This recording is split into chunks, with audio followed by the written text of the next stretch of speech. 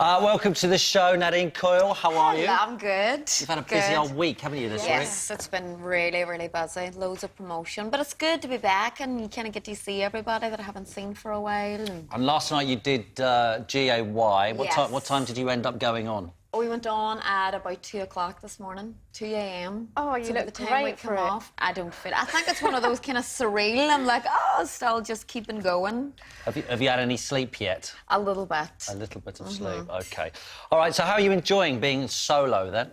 I think it's really good. It's different. It's very calm, but it's enjoyable. It's I'm very... really calm. calm, yeah, calm. Are you still looking over your shoulder for the other girls? Because it must be weird, especially being on stage, suddenly not having them there.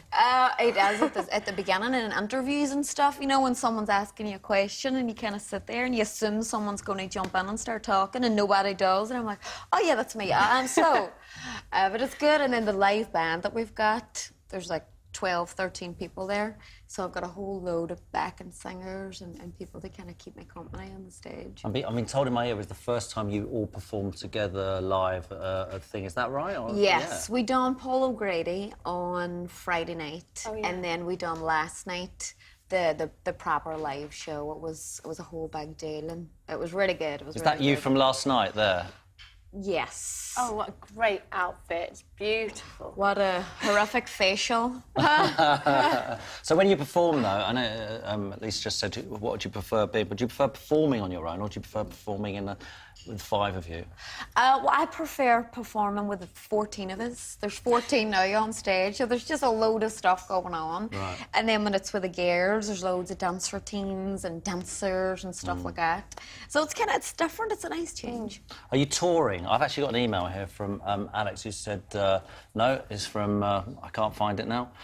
From Claire, who says, are there any plans for a tour of the new album? Are you touring this? Not touring it yet. We're just kind of doing that. We've literally just started. We've been rehearsing all week. So we could tour, but we're just doing the album church show and just doing a few different, select performances, and then we'll see. And what about your videos? Because didn't it have to be sent back because it was a bit too raunchy or something? That's what people keep saying that. No, why it had to be sent back was because I wanted it to be cut really fast, and the whole insatiable thing, the chorus really moving. And then when that came back and it was moving really fast, they said it's too dangerous for people with epilepsy or stuff like that. Light strobe sensitivity, the okay. strobe, the flickering. Right. So I had to slow it way down and that was that. Well, we've actually got the video here. Your shoes are, the heels, I don't know how you walk in them. Here we go. Let's have a look. When I'm beside your arms, this racing in my heart, I'll never come to harm with you here. 'Cause I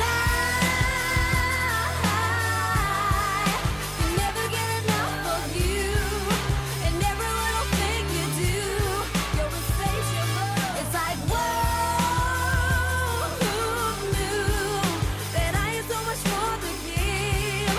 I didn't know it could exist. You're insatiable. Cool, when's that out? That's out this week. What are you laughing at? Because you're like this. Like, because of the legs, you look amazing. Oh, and no. I thought I might have to do that to you. Your legs aren't very long.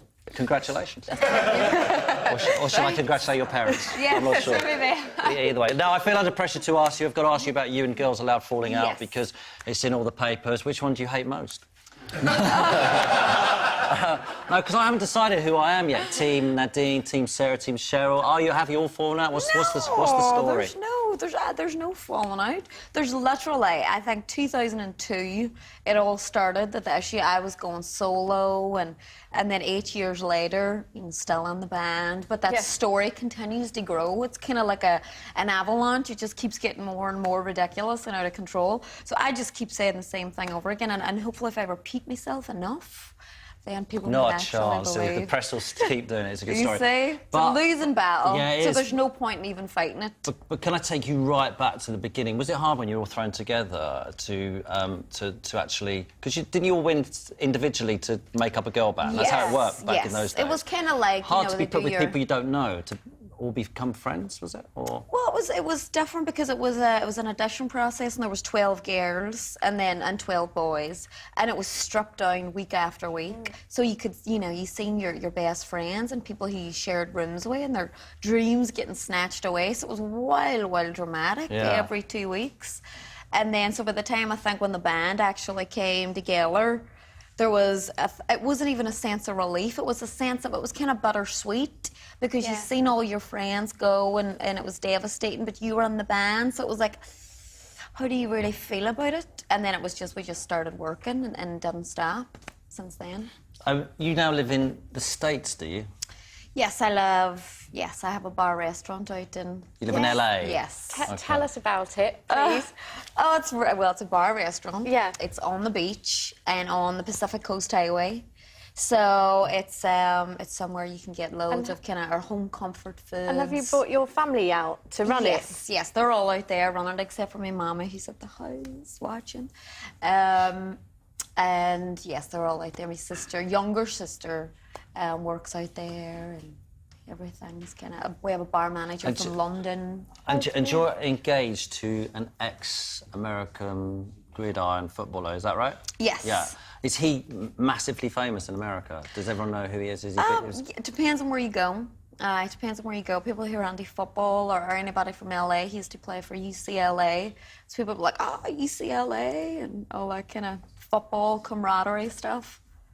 So do you think you're going to end up living? Do you think you're going to move stateside eventually, just live there, or do you think you're going to? What's going to happen? I've always came over and back. We've been in LA for the last 4 years. My family and stuff have, and I've always travelled over and back. And I think if I was stuck in any one place, if my passport was suddenly taken away from me anywhere that I was in the world, I think I would feel a bit trapped. I would be like, oh, what am I going to do? Where do you go? Because I'm so used to bouncing between places. And when you're out in America, do you keep abreast of what is going on over here, or do you just, sort of, in the newspapers? Because people talk about you all the time. I don't keep abreast of the newspapers even when I'm here. It's kind of like, it's so... Sometimes it's so trashy. It's like, oh, no, I don't even want to kind of bother myself with it.